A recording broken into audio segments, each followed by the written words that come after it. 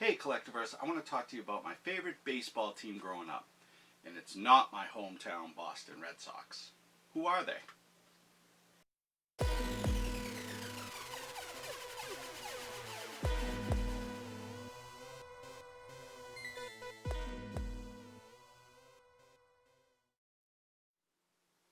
Summertime's here, and there's nothing better than going to a minor league baseball game with a beer and some people that you like and just sitting out in the sun and enjoying the game.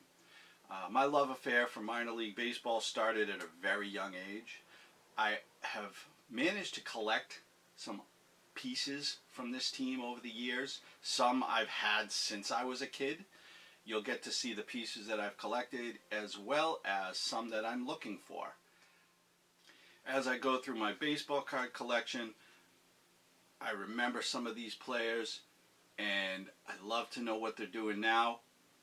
Here's a history of the Lynn Sailors. Before we talk about the Lynn Sailors, we have to talk about where the team played. The team played in Frazier Field, which is a stadium or a baseball park that I actually got to play in. So Frazier Field broke ground in 1940.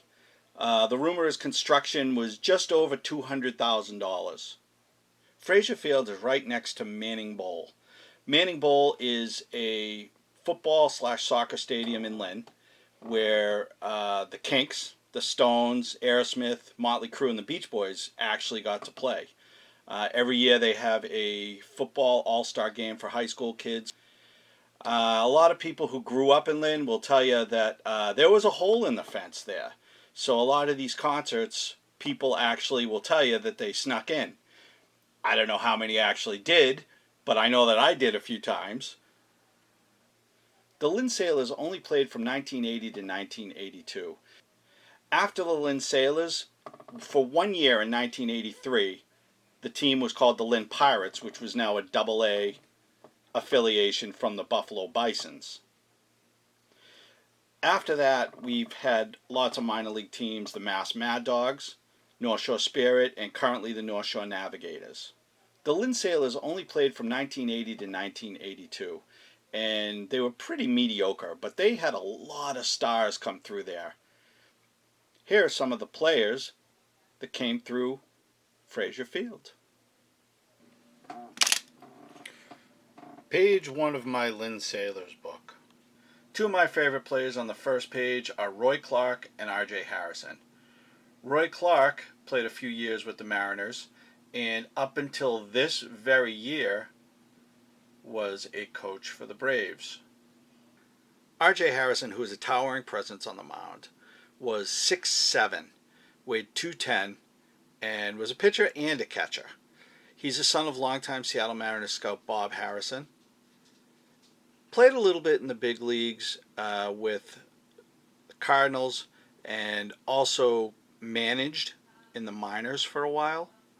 But his biggest claim to fame was that he was the director of amateur scouting for the Tampa Bay Rays. The second page only had a couple players to really make a splash in the bigs. First of all, we want to talk about Mike Moore. Mike Moore had a long career playing for the Mariners, A's, and Tigers. Despite being labeled an infielder in his card, he was a pitcher who was an All-Star and World Series champ in '89. Now let's talk about Bobby Floyd. Very interesting person. Bobby Floyd had a really good major league career. At 37, he pitched a game after not having been on the mound in 6 years. If that's not odd enough, he was manager at the time. So he called himself out to go and pitch. None of the other guys on this page really made a splash. Miguel Negron, Rodney, Rod Hobbs, Joe Georgia, Jeph Carey, and Gary Pellant never really did a lot in the big leagues. Jamie Allen did, however, play for a few months with Seattle, but not a lot happened for these players. Orlando Mercado. He was a journeyman from Puerto Rico who played 8 Major League Baseball seasons.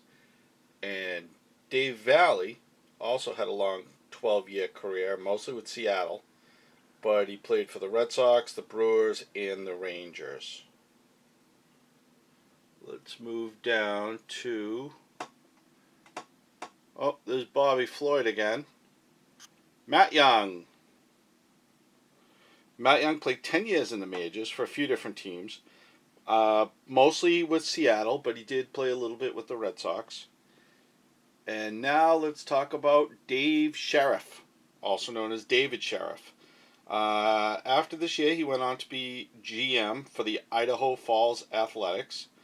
Then he had 4 years with the Albuquerque Dukes, and he is currently an LPN in his home state of Pennsylvania. Paul Cerna had a couple years with Seattle.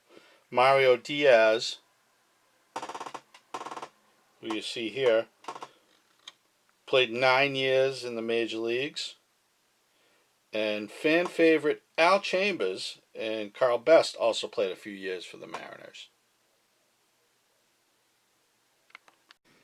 Tom Hunt, he was also the trainer of some other minor league teams after Sailors. He was with the Wausau Timbers and the Chattanooga Lookouts.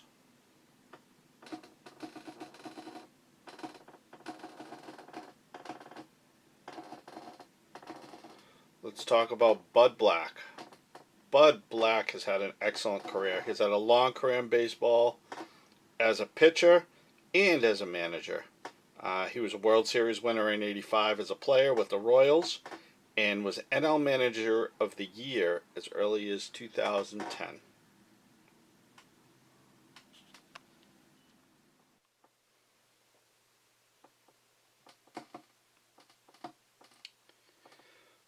Lloyd Kern, who was a lifelong baseball fan. As of 2017, he's been to almost all of the minor league all-star games. And Mickey Bowers. He was a minor league player and a cop in D.C. before coaching the Sailors. He was the first African-American man ever to be named Manager of the Year. Some of the other notable players that played for the Sailors were Spike Owen. He played for a handful of teams over 10 years and was at one point Mariners captain. He had 386 World Series for the Red Sox and has coached and managed ever since.